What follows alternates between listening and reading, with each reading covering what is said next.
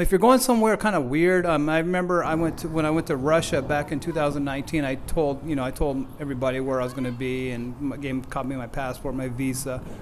Hello and welcome to Darren's Travels. On this channel, we talk about solo travel around the world if you're a guy and if you're taking your first trip overseas. Today, I'm going to talk about who you should notify before you take your trip. So about a week before you're scheduled to leave. Tell a few people that you're going to be going overseas. What I do is I will tell my family, and then I'll tell my friends. Usually I'll send a copy of my passport to one of my close friends or two of my close friends, something like that.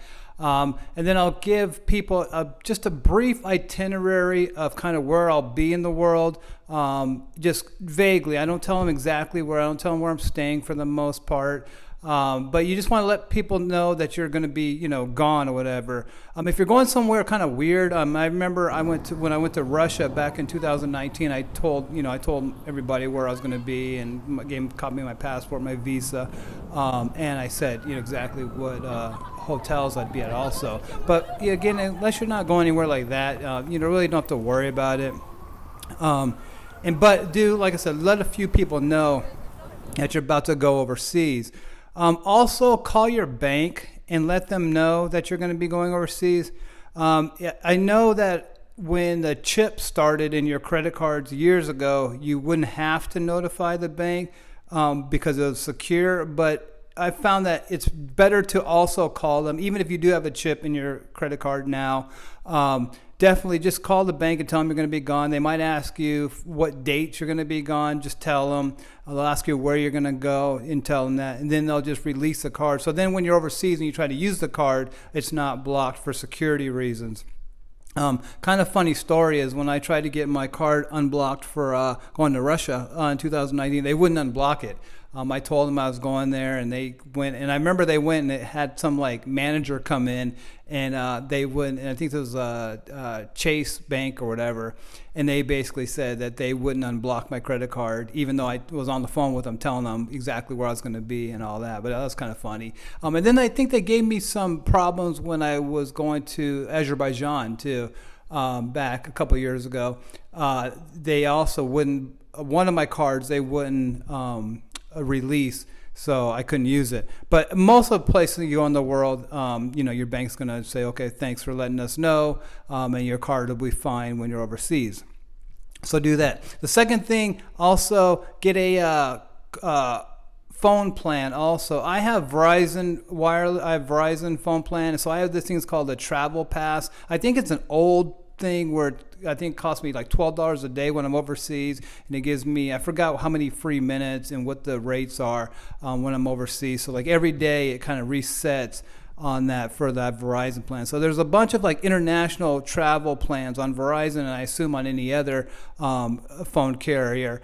I don't get the SIM cards when I get over there, so that might be something that if you are interested getting a SIM card when you're over there, when you're overseas, then you may not be interested in your local phone's travel plan. But nowadays, there's so many travel plans that are optional. So just get one of those before you leave. You can do it online.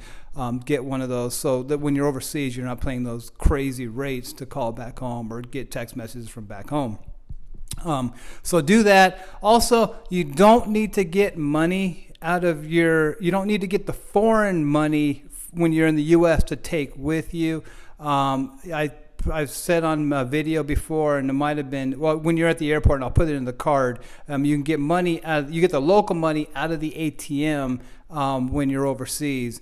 The tip is you get the money out of at the malls where all the locals get their money out to get a fair rate. But you can get your money over there. You don't have to get your money here in the U.S. I remember on my first trip, I went down to the local Wells Fargo, and I got probably $300 or $400 in euros and British pounds and things like that. But that's completely not necessary. Just get your money when you get there for the ATMs. So anyway, so that's another tip. And then you don't have to notify the State Department. I mean, I know my parent, my mom, my family, some of my uptight friends. They'll basically ask me if I've notified the State Department before I went overseas. That's usually not necessary. I mean, unless you're going to Afghanistan or somewhere. You don't need to notify the U.S. State Department that you're about to go to London. You know what I mean? So, but the U.S. State Department there's a website and there's a place where you can notify them of your itinerary when you're going overseas, but completely not necessary.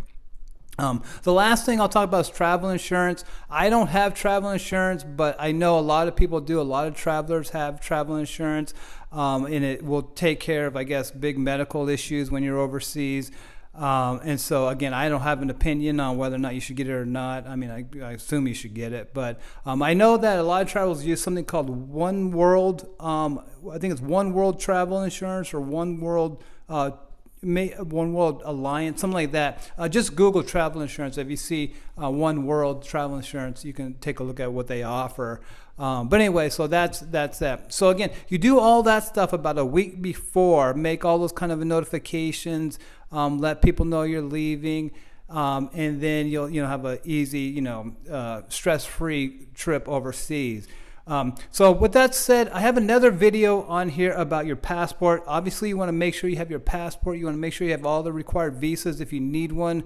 Make sure that you have a passport. Make sure your passport's good as far as like deadlines and things like that. And that'll be in the next video here at the end. So thanks for watching, and I'll talk to you next time. Bye.